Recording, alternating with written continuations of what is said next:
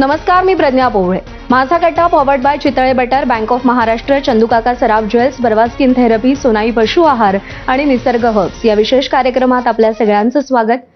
सध्याच्या काळामध्ये फेमिनिझम अर्थात स्त्रीवाद हा विचारांमध्ये रुजवण्यापेक्षा आचारांमध्ये मिरवण्यासाठी जास्त वापरला जातो. आणि अशा काळात ज्यांच्या शब्दांमधून, राहणीमानातून, वागण्यातून, बोलण्यातून, समाजातल्या वावरातून स्त्री मनाचा आरसा सदैव समोर येत राहतो, त्या कवयित्री लेखिका डॉक्टर अरुणाताई ढेरे आज कट्ट्यावर आल्यात. रामनवमीच्या निमित्तानं आपण त्यांच्याशी संवाद साधणार आहोत. स्त्री, तिच्या भावना, तिच्या वेदना आणि संवेदना या सगळ्याचा उहापोह अगदी रामायणापासून, सीतेच्या शोकापासून सुरू आहे.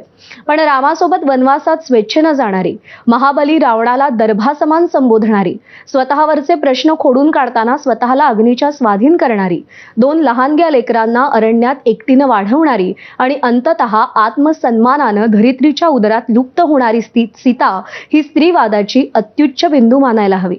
असं म्हणतात, विष्णूंच्या सहस्त्र नावांची ताकद राम या 2 अक्षरांमध्ये सामावलेली आहे. रामनाम किती सर्वव्यापी आहे हे अरुणाताईंच्या बहुरूपी रामकथा या पुस्तकातून समोर येतं.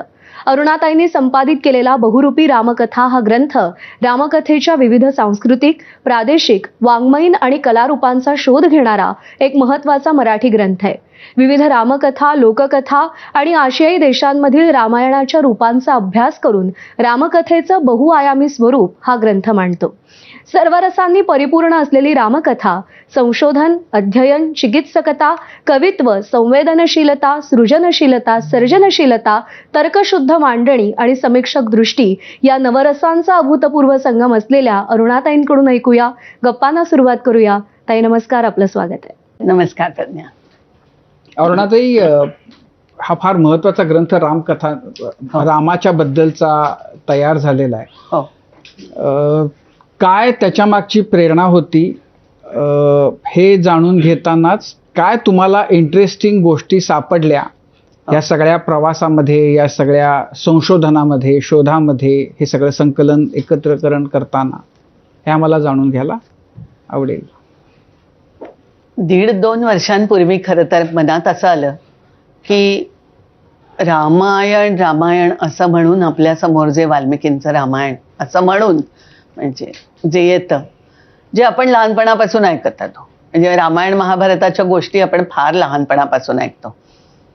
मला तर माझ्या वाढीच्या काळामध्ये फेराची गाणी बिणी सुद्धा आम्ही रामाच्या म्हणजे धौम्य ऋषी सांगत असे रामकथा मांडवा असं म्हणून ऐकायचो. मग पुढे विचार करताना अभ्यासाच्या ओघामध्ये असं लक्षात आलं की महाभारतात रामकथा आहे, पण रामायणामध्ये महाभारताचा उल्लेख नाही, त्यामुळे रामायण हे आधीचं असणार. मग मनामध्ये शोध सुरू झाला की हे काय आहे, जरा बघूया तरी. आपण नुसतंच रामायण महाभारत असं म्हणतो आणि खरोखरच असं लक्षात येतं की सबंध भारतभर हिंडताना तुम्हाला जागोजागी पांडव आणि सीता ही दिसतेच. रामाच्या शेजारी उभी असलेली सीता मी फार कमी पाहिली, म्हणजे रामाच्या देवळांमध्ये. पण मला असं वाटलं की कुठेतरी गेलो, कालिंजरच्या किल्ल्यावर गेलो आणि मग तिथे ना सीतेची न्हाणी आहे, सीतेची चूल आहे, कुठेतरी सीतेचे पोहे आहेत, कुठेतरी सीतेची आसवं म्हणून एखादी फुलं दाखवली जातात.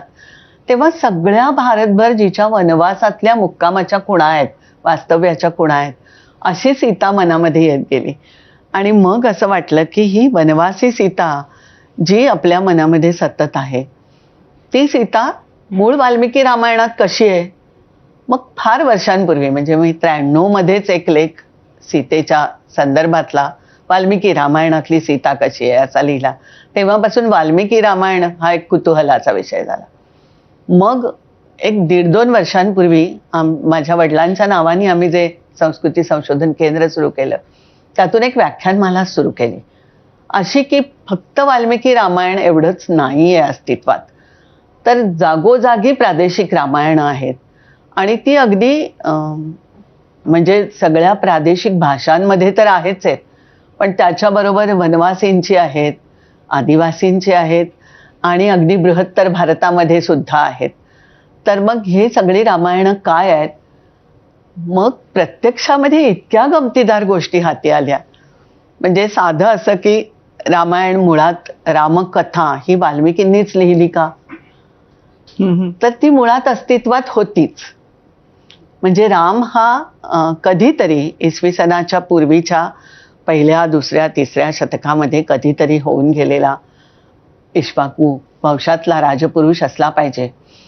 याचं कारण की वाल्मिकींना ज्या वेळेला क्रौंच पक्षाच्या, आपल्याला माहीत आहे ती कथा, की त्यांना शोकाहत झाले एकाच्या व्याधाच्या बाणाने एक जण मरून पडल्यावर, आणि मग जो अनुष्टुप छंदामध्ये श्लोक सुचला, तर त्यावेळेला त्यांनी ब्रह्मदेवांना विचारलं की, म्हणजे ब्रह्मदेव असं म्हणाले, ही वाणी फार सुंदर आहे तुझी छंदोवती वाणी, आणि वेदांखेरीज पहिल्यांदाच असा छंद प्रकट केलेला आहेस, तर ह्याच्यातून आता रचना कर.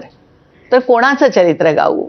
तेव्हा मग त्यांना सांगितलं गेलं की तू रामराजाचं असा गुणवान नायक कुठे मिळेल तर राम आहे. तर रामकथा, अभ्यासकांचं म्हणणं असं आहे की त्याही पूर्वी रामकथा अस्तित्वात होतीच. ती गाथेच्या स्वरूपात गायली जात होती. आणि कुशलव ही आपण रामाची मुलं म्हणतो, पण कुशीलव या नावाचं भाट आणि चारण यापैकी जी गाणारी जमात होती की जी गाऊन राजांची किंवा थोर पुरुषांची चरित्र सांगायची, त्याच्यामध्ये रामकथा गायली जात असावी, ते आख्यान सांगितलं जात असावं. आणि असे अनेक प्रसंग जे रामकथेचे होते ते वाल्मिकींनी सुघटित स्वरूपामध्ये आपल्यासमोर आणले. त्यात वाल्मिकींची प्रतिभाही अर्थात मिसळलेली असणार. आणि मग रामकथा म्हणजे रामायण, आज जे वाल्मिकी रामायण म्हणतो ते आपल्या हातात आलं. 24,000 श्लोकांचं वाल्मिकी रामायण. पण तुम्हाला गंमत सांगते, आपण ज्या वेळेला म्हणतो चरितम रघुनाथस्य शतकोटी प्रविस्तरम, मग शतकोटी कुठे गेले? हे तर 24,000 श्लोक आहेत. तर त्या शतकोटीचं स्पष्टीकरण देणारी एक फार गोड कथा, लोककथा खूप आहेत, आणि त्यानं निरनिराळ्या समजुतींच्या पाठीमागे त्याची स्पष्टीकरणं देण्यासाठी निर्माण झालेत. राम हा विष्णूचा अवतार. आपल्याकडे बहुतेक ग्रंथांची सुरुवात ही शंकर पार्वतीच्या संवादाने होते. तसं कैलासावर शंकर पार्वतीला आख्यान सांगत होते, आणि त्यात त्यांनी सांगितलेली ही कथा आहे की शिवानी हे कथाकथन सुरू केलं तेव्हा ही रामकथा इतकी उत्तम आणि इतकी सुंदर आहे, तर पृथ्वीवरच्या माणसांना असं वाटायला लागलं की हा विष्णूचा अंश पण अवतार पृथ्वीवर घेतलाय, तेव्हा ही रामकथा आमच्याकडे राहील, आम्हाला द्या, असं ते शिवाला म्हणाले. पण देव पुढे आले आणि ते म्हणाले की हा अवतार विष्णूचा आहे, त्यामुळे ही आमची आहे, ही आमच्याकडे राहू दे. आणि मग पाताळातले लोक वर आले आणि ते असं म्हणाले की पण आलाय कोणासाठी? आमच्याच निखंदनासाठी आला ना, म्हणजे त्याला मुळात अवतार घ्यायला आम्ही भाग पाडलाय, तर ती आमच्याकडे द्या. मग त्या शतकोटीचा वाटणी समान करायची, म्हणून 33 कोटी अशी वाटणी झाली. उरले 1 कोटी, मग त्याची पुन्हा वाटणी, मग काही लाख, म्हणजे 33 लाख, मग 33 हजार, 3300 असं करत शेवटी जे उरले ती जी अक्षरं होती, तर ती त्या अक्षरांमध्ये एक श्लोक राहिला.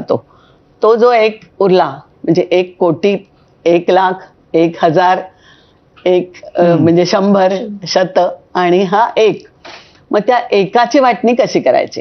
तर तो अनुष्टुप छंदातला असल्यामुळे 8 चरण, 8 अक्षरांचं 1 चरण, असे 4 चरण. मग त्याची 32 अक्षरं होतात. मग त्या 32 अक्षरांपैकी तिघांना 30 अक्षरं वाटून दिली, म्हणजे 3 अक्षरं वाटून दिली, 10 अक्षरं, आणि 30 गेले. आणि मग उरली 2 अक्षरं.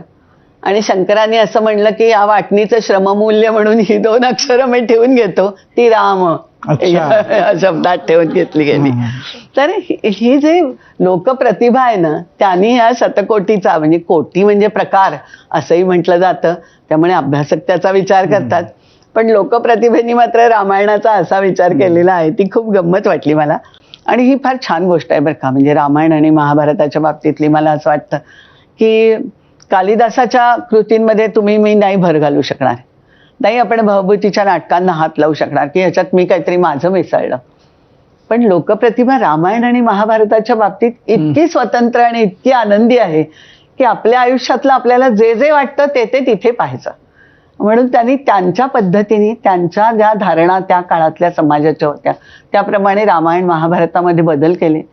आणि त्यामुळे तुम्हाला ब्रह्मचारी मारुती हा एखाद्या कथेमध्ये एखाद्या रामायणामध्ये लग्न झालेला मारुतीही दिसेल, कारण तो सूर्याकडे शिक्षण घेत होता